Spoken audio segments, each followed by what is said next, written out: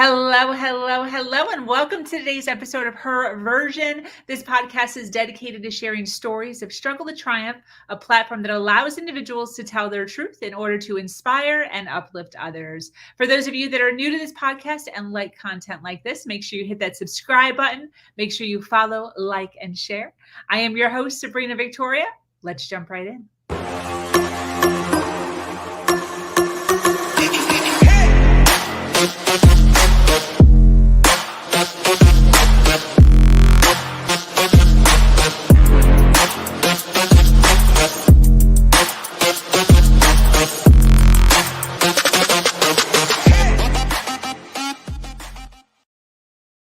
Thank you for those of you joining us today for this episode of Her Version. The Her Version platform is built on storytelling and the understanding that many times our greatest learning experiences come from learning from other people's stories.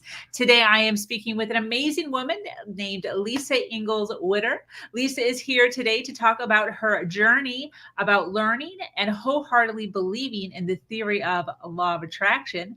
30 years into this journey, she turned around and realized it had done absolutely nothing for her despite her persistence. If you are having these same struggles, you are going to want to sit down and listen in. Lisa is going to break it down, reverse it, and tell you the truth about getting what you want out of life. We are here today to talk about spiritual awakenings. Welcome, Lisa. Thank you for having me, Sabrina. It's wonderful to be here. Yes, thank you. Thank you so much for taking some time out of your day to sit down and chit chat with us and share a little bit of your journey and a little bit of your story and to talk about the law of attraction. I'm so excited about this topic because I hear such an array of thoughts on it. So I'm so excited to dive in deep. We're going to take a deep dive. Yeah, on your experiences on this. So before we jump in, though, I kind of want to just kind of get a little bit of your backstory, a little bit of who you are. Do you mind taking a few moments to kind of tell us a little bit about your past, some stuff you've gone through, where you are now? Yeah.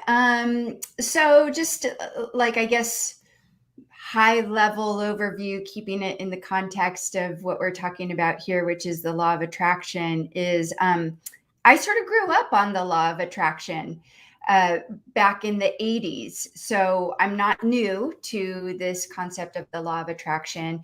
And just sort of a sweeping scope is I was using the law of attraction for many, many years, like you said in your intro, used it for about 30 years. And I was even, I am a counselor, I'm a coach, teach people how to change their beliefs, all of the stuff that goes right along and hand in hand with the law of attraction. And finally, just about 10 years ago or so, I realized, okay, this isn't really working. And why isn't it working? And in the sort of in the in-between spaces of law of attraction in my life, I'm also a spiritual seeker, and my life is dedicated to spiritual growth.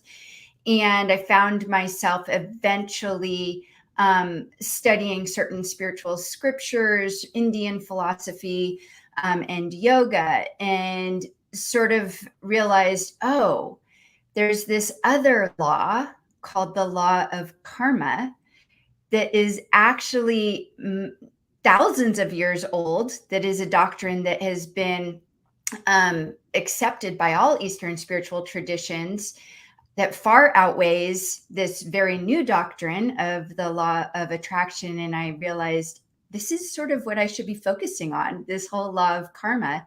And to bring me to my life right now, since I've been studying and understanding how the law of karma works, I've had a happier, more fulfilled life than I ever have, physically, mentally, emotionally, everything.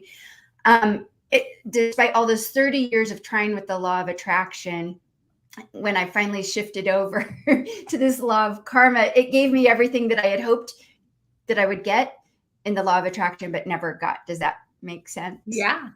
So that's sort of a quick sweeping overview of my story.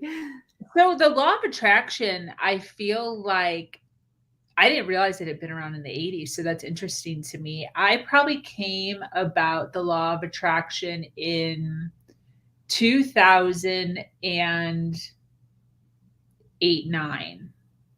Mhm. And I thought it was new. But you're Yeah, telling me at that no. point it was already 30 years old. Well, no, the law of attraction, and I mean, even Paramahansa Yogananda, who's my guru, who is no longer living, but he was the author of one of the most famous books, Autobiography of a Yogi. He talks about the law of attraction in his book, Autobiography of a Yogi, which was published in 1960. He was talking about the law of attraction in the 1920s, but the law of attraction was really founded in the New Thought movement that started in the 1880s or so, came over to America, became very popular with people like Napoleon Hill, Ernest Holmes, who was the founder of the Church of Religious Science, which is now the Center for Spiritual Living. So by the time I had, in my teen years, I lived in Huntington Beach, California, which is in Southern California, and there was a local Church of Religious Science, again, which is now Center for Spiritual Living. And my mom was going to that church, and I had been raised Catholic, but then switched over to New Thought, started going to this church, and I absolutely loved it. I loved it because it was so different than how I had been raised in Catholicism and Christianity. It was different in that it espoused, your thoughts create your reality. There was a lot more freedom to it. That didn't seem like there were so many rules. And when I went to church, it was like going to a motivational seminar. And I remember telling my mom, I was like 15 years old, 1985 or so. And I told her, that's what I want to do when I grow up. I want to be that woman who's standing up there inspiring all these people. And to me, it felt like there was a much bigger, deeper purpose to it. So that's how I really started my journey with the law of attraction. It wasn't called the law of attraction. That was that is an entire marketing term. Yeah. It's a big marketing thing. Law of attraction is making a lot of money. Anybody who uses that term, you go on YouTube and put in law of attraction, it's huge how many experts there are teaching law of attraction types of things, and making a lot of money on it. Yeah, definitely. I probably saw that main video that they came out with. I don't know if I'm assuming you saw it at some point in your life. Yeah. I've probably seen it like 100 times. Just kept playing it over and over and over and over and over again. Yeah. So what's the difference between the law of attraction and the law of karma? Oh, huge difference between the law of attraction and the law of karma. So the law of attraction, this is where we go down the rabbit hole, right? Of what what it is and what it isn't. So let's see if we can tackle this law of attraction thing. The law of attraction, of course, says that you manifest your reality by your thoughts, right? That whatever your thoughts are and the vibration of those thoughts will attract you into your life, those things that are of the same vibration. Okay. That's the basic premise of the law of attraction. But the problem with that quote unquote law is that it's not really it's not scientifically proved. It's not a real law. Like they would like you to think that it's a law, right? I mistakenly believed that the law of attraction had scientific basis because all the gurus and experts who are promoting it are using words like quantum physics and quantum reality and particles and energy. And these are all scientific terms. So these scientific terms sort of claim its legitimacy in science, even though the law of attraction fails to comply with any scientific methods. So where do I even begin? Like I said, it's a rabbit hole when we start to talk about the law of attraction. Oh, go ahead. That's so interesting to me that you're saying that, because I believe, it's been a long time since I've seen that movie, the one movie. But they do have scientists, I believe, don't they? Like They doctors do or have scientists scientists and doctors who are, if you even take a moment to look them up online, you find out, oh, they're not even respected doctors. Like I think Dr. Emoto Misuro, the water doctor, he's not even like a real bona fide doctor. Like some of these people, yes, they are doctors, but they're not respected in science. They use their title to, they might be a doctor, but they're not a doctor of science or a doctor of archaeology, or it's like, okay, you are a doctor, but are you a doctor of what it is that you're purporting you're a doctor of? Wow. And so these titles are used to manipulate public belief about what's really going on. And it really doesn't take that much investigation. One of the things that I learned is, and this is very, very important when it comes to the law of attraction, and it's something that really kept me hooked into the law of attraction. It's a logic fallacy, and it's called an unfalsifiable claim, which is exactly what the law of attraction is. It's an unfalsifiable claim. So what that means is that it's a claim that is made that is impossible to prove false. So in the scientific method, you can never use, like if you're in a science lab and you're trying to prove a theory, the theory cannot be based on an unfalsifiable claim. It has to be something that you can prove either true or false. With the law of attraction, what happens is you either manifest what you want in your life, right? Or you don't manifest what you want in your life. So you're either successful or unsuccessful at manifesting. Either way, the burden is always going to fall squarely on your shoulders, whatever your results are. If you're successful in manifesting whatever it is that you wanted, well, then that's because your thoughts helped you to manifest that. If you weren't successful in manifesting, well, it's because your thoughts weren't aligned. You weren't holding the right vibration. So no matter what, you are always the one responsible for everything that happens to you in your life. And then those experts, those gurus, or whoever they are, your law of attraction coach tells you when you're not manifesting the things that you want in your life. They tell you things like, oh, well, what's holding you back is you don't believe in it. You don't believe that it works. Wow. Or what's holding you back is you have mental blocks. You have a subconscious block to it, or you weren't being clear enough in your intention, or you didn't feel the feelings strong enough. So this claim that you create your reality is impossible to prove false. And it's always your fault if something bad happens to you. And then the teacher or the guru is always blameless in these cases, right? This sounds a lot like religion. Yeah, no, it is. So New Age is supposed to be non-religious and spiritual, but not religious. But the truth is that it is exactly a religion. It's operates just like a religion. Yeah, when you were talking about, you have to, like, scientifically, you can't prove or unprove the truth or the not truth. That's the same thing as faith. Exactly. Yes. Like I could say that the reason that I was able to get a new job that was high paying is because of my belief in God, or because of my belief in the law of attraction. Or I could not believe in anything at all and still get that high paying job. Absolutely. So there you go, right there. It's like, it's just a belief.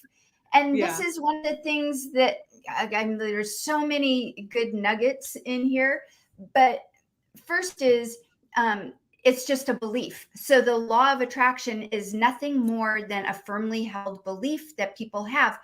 But you have to look at, just like any religion, there are these logic fallacies. One is that unfalsifiable claim, like I just said. But then there's these other logic fallacies, and the other logic fallacies are ones that you may have heard of, because nowadays in public culture, it's things like when we're dealing with things like social justice and injustices, we're starting to understand now that we all have biases, right? Like, it became very clear a couple years ago that there was this huge divide and inequity between privilege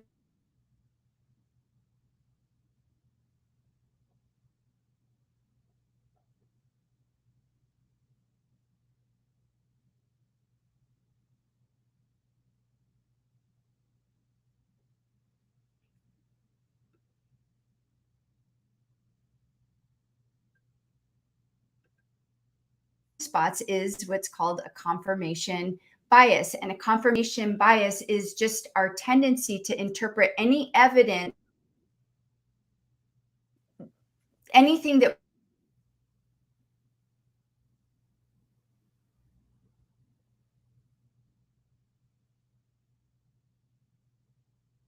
might be. Am I back? Yeah. Oh, okay. My video was going off, so I wasn't sure if you could see and hear me. So with the confirmation bias, it's exactly what you're saying is, oh, I got this high paying job because of the law of attraction. A confirmation bias is just when something happens, you attribute it to a belief that you have. We all have confirmation biases. Like, we all think certain things are happening because of something that we believe. So that's a confirmation bias. And that's really, really important to realize, oh, there are a lot more reasons why something happened than just my belief of why it happened. For instance, you got that good paying job because you're smart.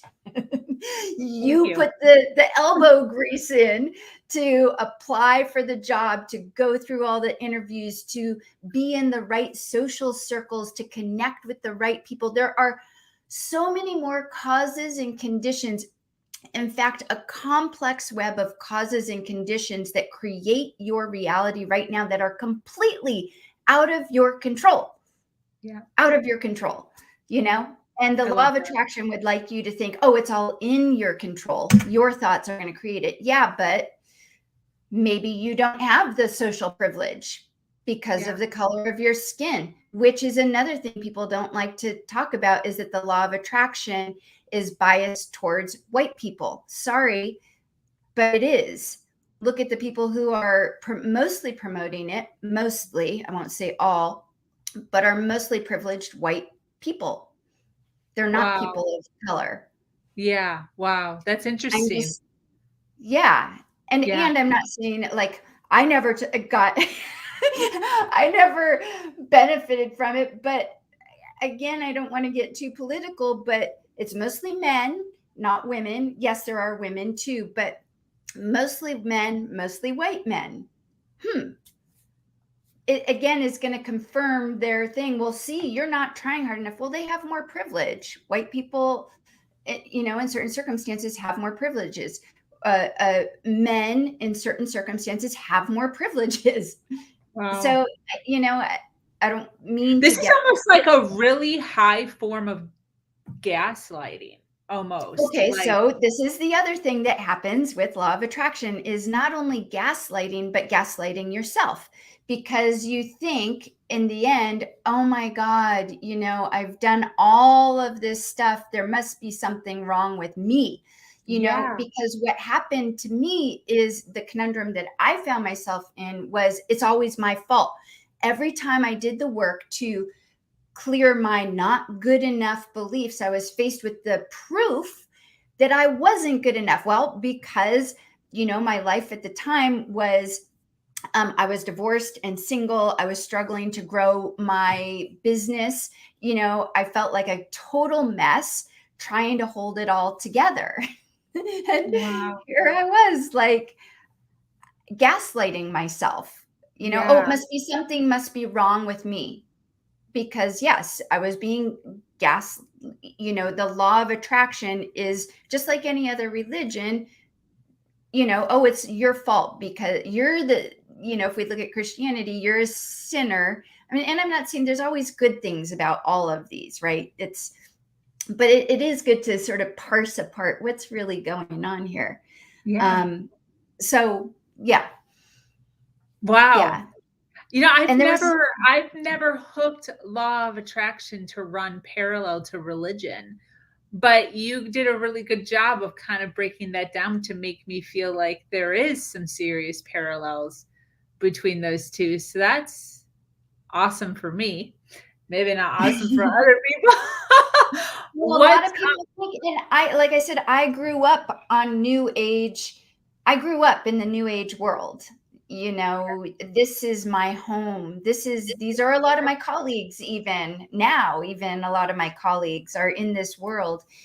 And it's just, I personally was predispositioned to religion, I guess, because I needed to have faith in something beyond myself of how the world worked. I needed to hold on to something because of my own wounding that I had. Yeah. And that was, yeah. Totally get that. What's the so what is law of karma? Yes. So the law of karma is, first of all, karma. Most people, it's become a really prevalent word. So most people know karma. But really the word karma just means action. It's a Sanskrit word for action. The law of karma, however, says that for every action, there is a result. It's really easy. Like, it's straightforward. For every action, there's a result. Most people think of it, have a misconception of karma. However, they think, oh, like if you do something bad will happen to you. Or if I must have good karma, or he must have great karma because look at their life is wonderful. Or you think of someone like, it doesn't work that way, because you can see the opposite happen too, where someone who it's like, how come good things are happening to them, but they're a bad person, right? So you quickly see that the law of karma is way more complex than just one action, one result. Underlying the law of karma is that there is a complex web of causes and conditions that happen within this lifetime, but other lifetimes as well. Here's a really easy way to understand it. I always use this example.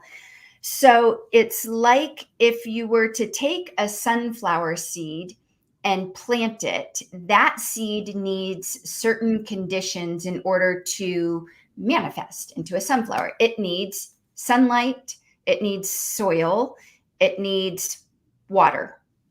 It needs these three things. When those proper conditions are present, within about 80 to 120 days, that sunflower or that sunflower seed will sprout and turn into a sunflower. It had the proper causes and conditions. However, if you were to take an acorn and plant that acorn, it also needs sunlight, soil, and water. But an acorn is going to take about 20 years to turn into a fully mature oak tree. So it's sort of an imperfect analogy, but good enough in that karma is the same way. Karma is like a seed of action is planted, but the repercussions or the results of that action require certain causes and conditions in order for it to flourish in your life. It might happen immediately. You're texting and driving, you get in a car crash. Okay, that's like instantaneous result.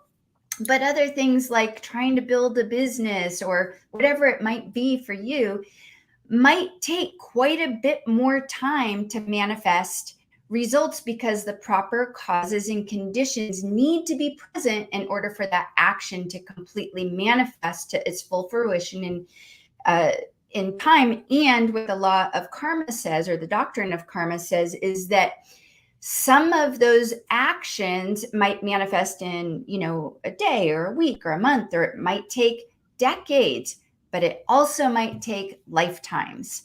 Wow. So we might be bringing with us some karmic actions or karmic seeds from a past lifetime, which then starts to explain why bad things happen to good people, good things happen to bad. You just can't even know. You can't put one cause with one condition. That's how it completely is 100% different than the law of attraction, because it's not saying, oh, you just need to think this certain way in order for this thing to be created in your life. It's saying, no, there's a complex web of causes and conditions that are contributing to what you're experiencing in your life right now. And that the great thing about the law of karma, and where it's most misunderstood, is that, oh, you are a prisoner of karma. We're all a prisoner of karma. But what the teachings tell us, yogic teachings tell us, is that, oh, that's not actually true, that karma isn't your destiny. You can actually clear your karma. There are ways to do that, so that, yes, what you're experiencing right now in this relative reality is a result of the past. But from right now moving forward, you can start to plant new seeds that will start to create something different for you in your life, if that makes sense. So if I was like the granddaughter of a mass rapist murderer, then I could start to create my own karma by doing good in order to stop the bad karma that could be hindering me from 3 generations back. Yes. So now you're getting into something that's even more complex, which is ancestral karma. And we do carry ancestral karma with us. Ancestral karma is not our karma. It's the karma of our ancestors. And sometimes it shows up in our life because it's ancestral. And it's too much for me to get into how that works, but there are, and I teach these specific practices for clearing ancestral karma. It's really, really a very, very important practice to be doing. Is it a spell? Is it a spell? No. Yeah. The way you were saying it sounded like it was a spell. Oh, like their karma coming to you is a spell? No, like your practice on how to get rid of it is Oh, yeah. It's a it specific. sounded very ceremonious and Oh, yeah. It's a meditation type of practice that is, there's a whole meditation that you do with it, bringing in all of your ancestors up to 10 generations. I'll sort of give you high level. You create what's called an ancestor mandala, because it's said that we can bring, we can bring with us, or we can be experiencing the karma of ancestors up to 10 generations back, which, if you play that out, that's like thousands and thousands of people. So you create or visualize all of your ancestors behind you, and you visualize all of the enlightened beings before you, and then you yourself become the bridge where the people behind you, obviously your ancestors, representing your past, and the enlightened beings represented where you're going. So you can be the bridge and offer blessings and karma clearing for the ancestors. So you can, this is something that is very well known in Buddhist traditions and yoga traditions. So it's, Wow. It's a whole other topic, so it's hard for me to go deep into it, but yeah. But I'm glad that we brought it up, because it's always good when you're dispelling something to give an alternative to another way of thinking, versus, nope, that's wrong. And then it's like, well, what do I do now? So it leaves us with something to think about. It leaves us with something to be able to dig into in our own personal lives. Besides you as a coach, which, we're going to get into that a little bit later. What should somebody be kind of searching for or looking for if they're looking for more information on karma, the law of karma? I have a lot of information about it on my Your website? website. It's at karmic dash, yeah, there it is, right there, karmic-warrior.com. So you can definitely find out more there. What I have found with the law of karma is I became obsessed with it myself. Obsessed meaning once I realized, oh my gosh, there's this other law that sort of it transcends the law of attraction. I should be focusing on this law of karma. I realize that there isn't really a lot written very clearly on the law of karma. So that has been my work, is to clarify what the law of karma is, what it really means, how do we clear our karma. These are all things that are of interest to me because it's my belief that that when we understand the law of karma, we will end our own suffering in our lives. And when we end our own suffering, meaning that we can actually experience a life of happiness, fulfillment, joy, and contentment, independent of our life circumstances.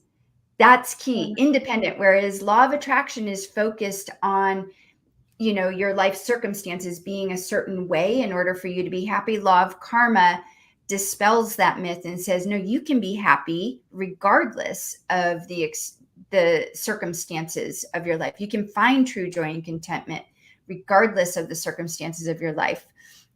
And that's a very, very important piece. So I believe that that's part of my mission in the work that I do, is to help people understand how does that actually work, because it's a deep journey to embark on, and it's one that will ultimately lead you to deeper peace and understanding than continually trying to be doing these personal development projects that sort of just keep you stuck in your mind and stuck in beliefs. I really learned that the truth is no belief is true. And so we need to dispel and our own beliefs and our own belief systems. I spent so many years of my work as a coach helping people to bust their beliefs and change their beliefs and changing one belief to another belief. And what I came to understand is, oh, well, even if I change that sort of negative belief into a more positive belief, it still keeps me prisoner to shoulds and shouldn'ts and expectations of how I think I should be and how I should act, when the truth is that no belief is true, that thoughts are just tools, not truths. They point us towards the truth, but they aren't the truth itself. Wow. So this work with clearing karma, that's one of the primary steps, is to stop believing and start knowing. And when I say that, I mean knowing not as conceptual knowing, like, oh, I've read all these books and I've done all these seminars and workshops and I know. No, in Eastern spiritual tradition, it's all about having direct experience of the truth, meaning the truth of who you are and the true nature of reality and how reality works, which is very different from the law of attraction. Yeah, definitely. Speaking of law of attraction, I wanted to ask, what was one of your greatest challenges regarding the law of attraction, and what did you learn from it? Well, as I mentioned, I think my greatest challenge with the law of attraction is that I kept having these, I was hooked. I was hooked by it. Yeah. And the challenge was that I was continuing to struggle, have money problems, relationship problems, every problem you can, I've been blessed in the health category in my life, but it's been the relationships and money thing that were always my struggle throughout my life. And so my challenge with the law of attraction is that I would have some little tiny success, and then because of my confirmation bias, it would keep me thinking, oh, it's because of the law of attraction that I got this little bit of money and this is working. So I just have to do it harder and Yes. do it even more and be more committed to my, Wow. you know what I mean? Yeah. So that was my biggest challenge with the law of attraction does that make sense? Like it wasn't working, but I kept thinking, no, it must be working because I got these little tiny, I call them one-offs, these little one-off experiences. It was like, oh, well, that's because of the law of attraction. And then I realized that a lot of other people were having that same challenge too. Yes. Going on well, so this is going to go off on a tangent, but it's just coming to me right now. So with the law of karma, so I'm a big component of, I don't give my power to anybody. I have the power.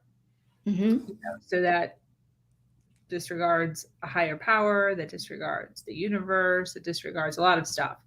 And, I believe that we have, just like what you were saying, like there's so many things that are going on in our lives at all times that we can see and not see. But a combination of working towards something, all the man hours, all the schooling, whatever you're doing in your life, writing all the resumes, going on job interviews, all of the actions that you are taking creates what you want in life. That's what I have proven in my life, my confirmation bias. Does that run parallel to the law of karma, or does the law of karma say you don't have control? It's all seeds of goodness or badness. No. Okay. So this is a great question and a really, really important question, because even though the law of karma, as it's sort of stated, says for every action, there's a result. This is where my own research and study and commitment to understanding this at a much deeper level was so important. What I came to learn and understand is that it's not actually actions it's not our actions that are responsible for they are responsible for our results, but there's something even more fundamental to our actions that create our results. And this is what I call the karma clearing process, because I broke it down into 4 parts. So, but it's not mine. I just sort of was able to parse it out from all the different teachings and figure this out. So what these teachings tell us is that what we're experiencing in our life right now is fundamentally is grounded in knowing the truth of who we really are. So it's an identity issue. Everything comes down to what I would say, or what I do call, a case of mistaken identity. So I'm going to sort of just play this out for you very slowly so it makes sense to you and the listeners here. So when we don't understand, or we have a misconception of the truth of who we are, what happens is we get this feeling like, or this thought, it could be subtle or it could be strong. I'm not whole. I'm not complete. Something is missing. So there's like this nagging feeling when we don't really know who we are, when we can't answer that question, who am I? This feeling, this sense of, God, there's something missing. I can't put my finger on it. I don't know what it is. There's something missing. That sense that something is missing leads to desire. And the type of desire it leads to is this desire, this longing to fill what feels like an inescapable void. How am I going to do that? Well, geez, the reason why I'm not whole and complete is because I don't have enough money. I don't have that perfect relationship. So I need to get money. I need to get that perfect relationship. Or could be the other way. I'm not whole and complete because I'm in this awful relationship. I need to get away from that person. Or I'm not whole and complete because my body isn't what I want it to look like. So I need to, I don't like my body. I need it to look another way. So these are what are called attachment and aversion desires. Anytime we have a misconception of who we are, it will lead to desires to acquire things or get rid of things in order to feel like it's filling that void. So those desires are what drive our actions, whatever actions they are going to be. I'm going to take the actions to get more money, to get that perfect job, to get that new house. And then those actions lead to results. And what the teachings tell us is that when our actions are based in a misunderstanding of who we really are, they will always lead to results that inevitably cause us to feel suffering. Why? Because those results are always going to be, even if they at first seem like they're pleasurable results, they're impermanent. So yeah, I really want that perfect guy or gal in my life. And I do everything, I go online and oh my God, I met my perfect partner. And, yay, that result was, great. But then, 6 months, a year down the road, you realize, oh, this is they aren't really the person I thought that they were. They're actually way different. This is a horrible relationship. So the result isn't what we truly want, right? And that's just a super basic example. So with the law of karma, to get, and I know this is long, but it's very important.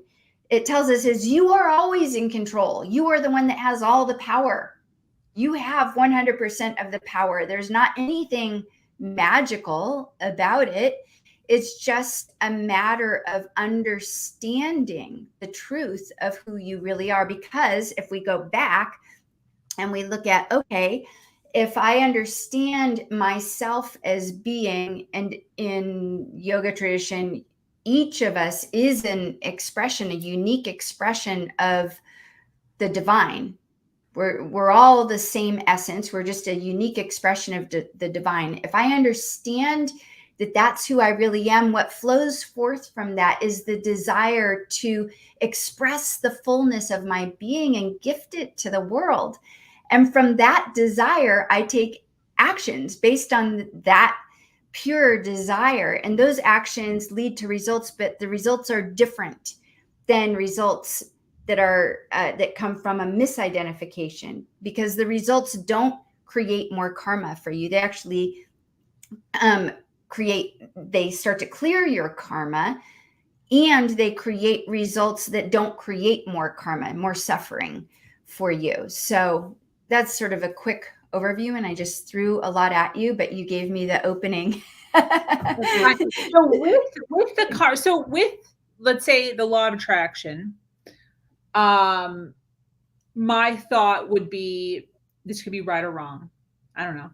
My thought would be, if you don't believe in the law of attraction, then the law of attraction doesn't work. Same with religion. This is my thought.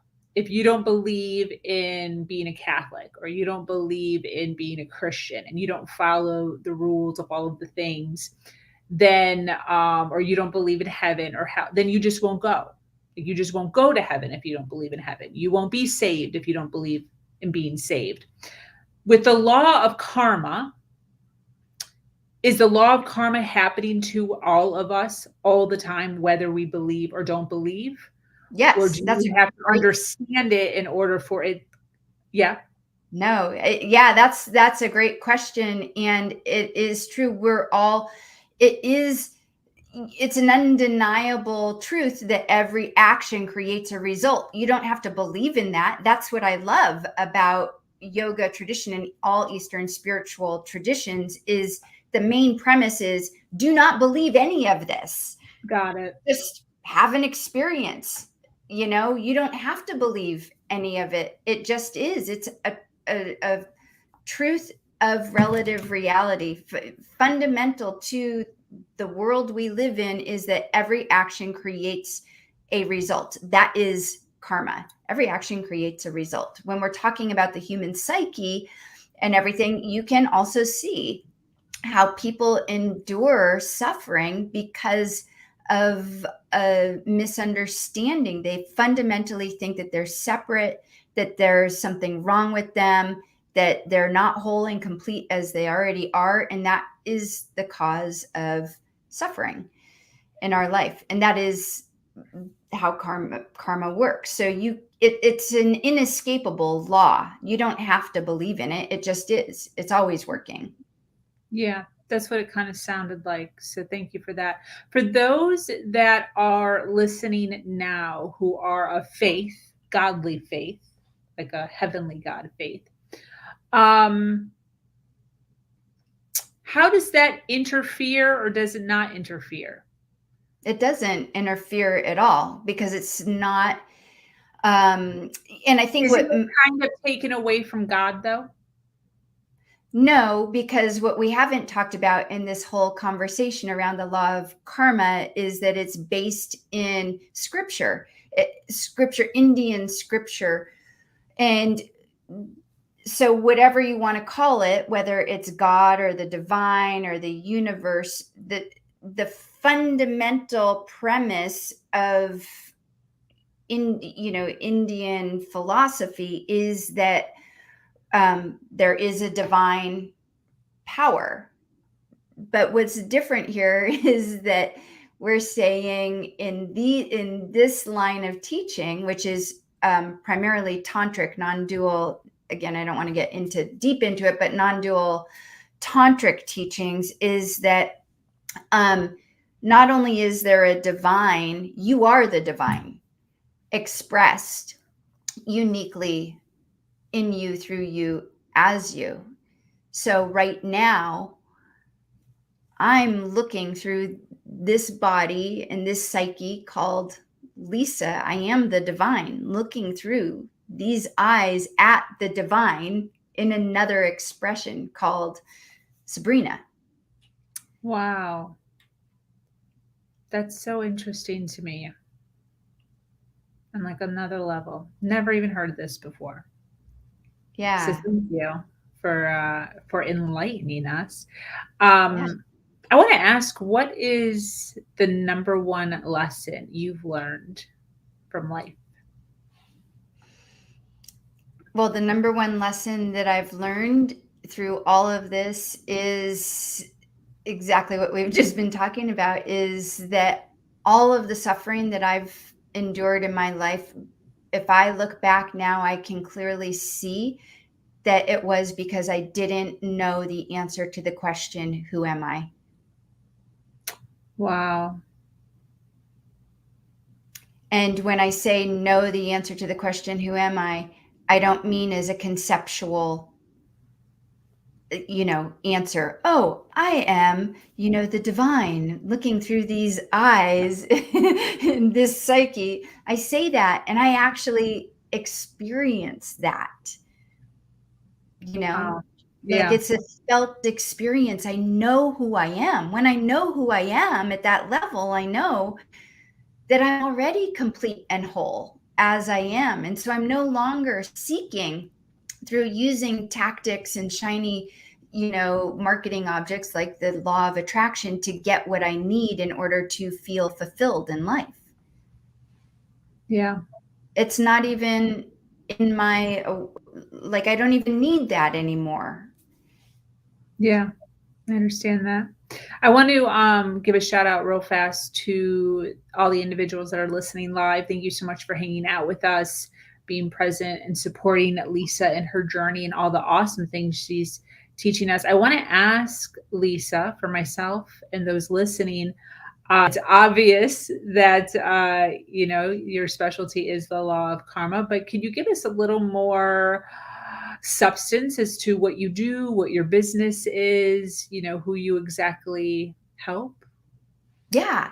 I work primarily with high performing men and women who would identify themselves as spiritual seekers, maybe been on this path or maybe been using the law of attraction, or like myself, a spiritual tourist. You've dabbled in all different types of religions or spiritual traditions, but are still finding themselves stuck, repeating the same patterns over and over again, even though they've done years of searching and years of the work. They sort of feel stumped.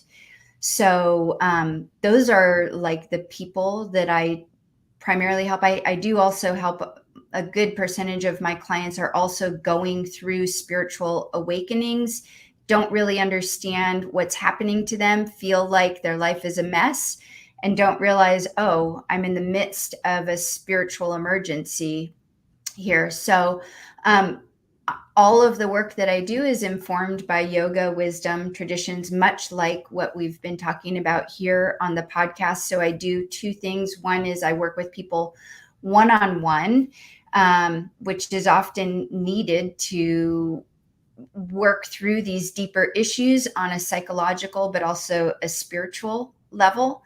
So those are, that's the one-on-one work that I do. And then I also do group programs. I have a group program called Reshape Your Destiny, where I actually go through and teach the law of karma and include meditation in that and all different. We sort of look at the law of karma put your life into the context of the law of karma and start doing practices and see how to harness the law of karma to create a happier, freer, more fulfilling life.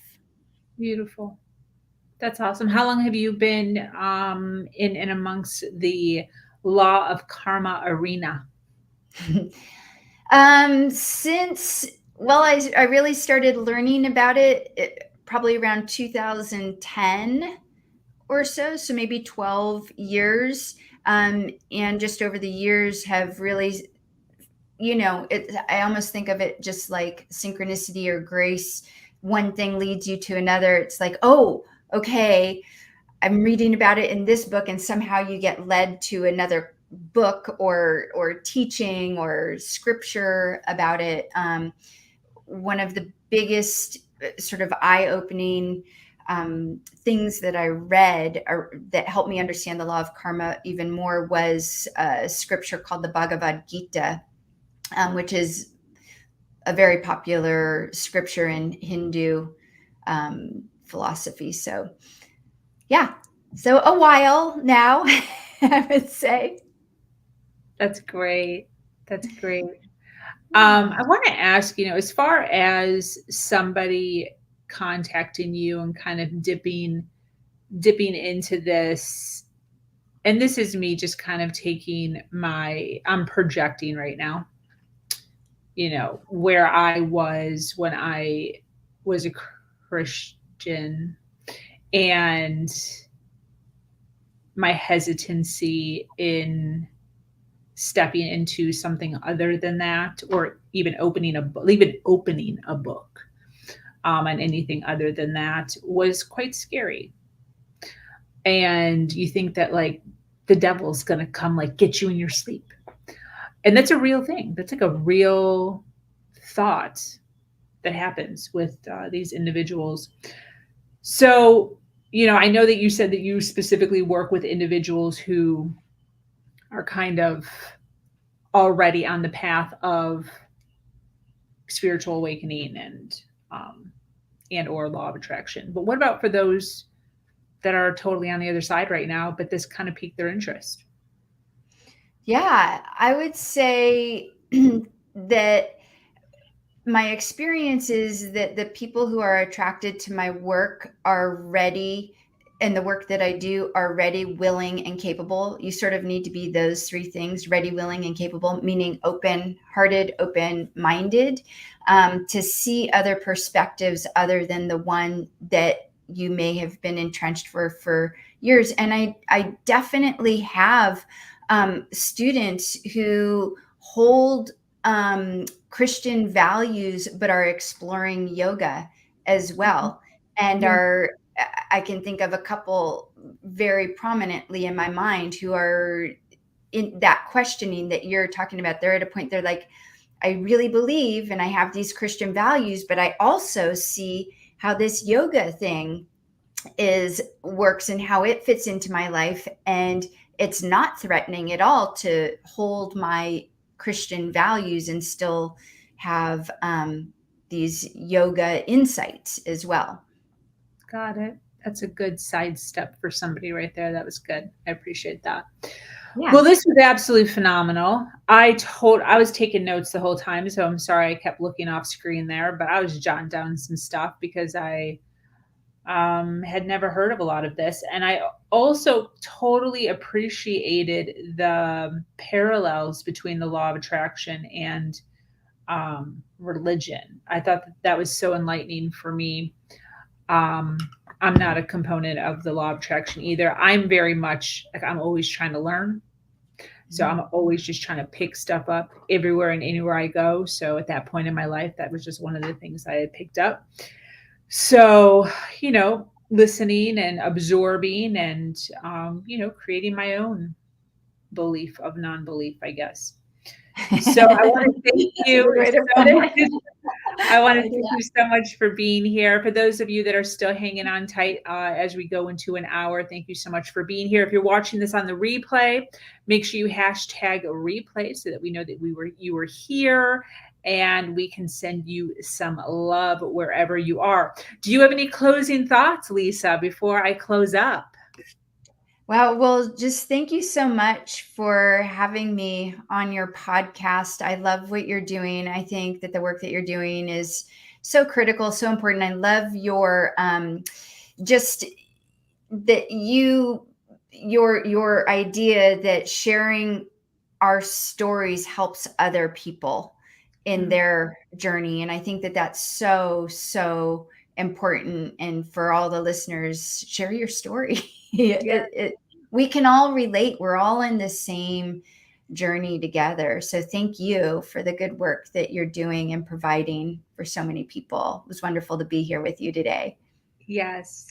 Thank you so much. Thank you for everything. Thank you for your time. So I'm going to go ahead and close out. Thank you so much for those of you that are here hanging out with us. This community is expanding every single day and is filled with females who are striving to do better than they did yesterday. For those of you that are new to this podcast and like content like this, make sure you hit that subscribe button, follow, like, and share. If you have an amazing story to share, make sure you reach out to me either here or at herversion.life. I am your host, Sabrina Victoria, and I'm so grateful to be here sharing a platform that allows people to share their truth and inspire others.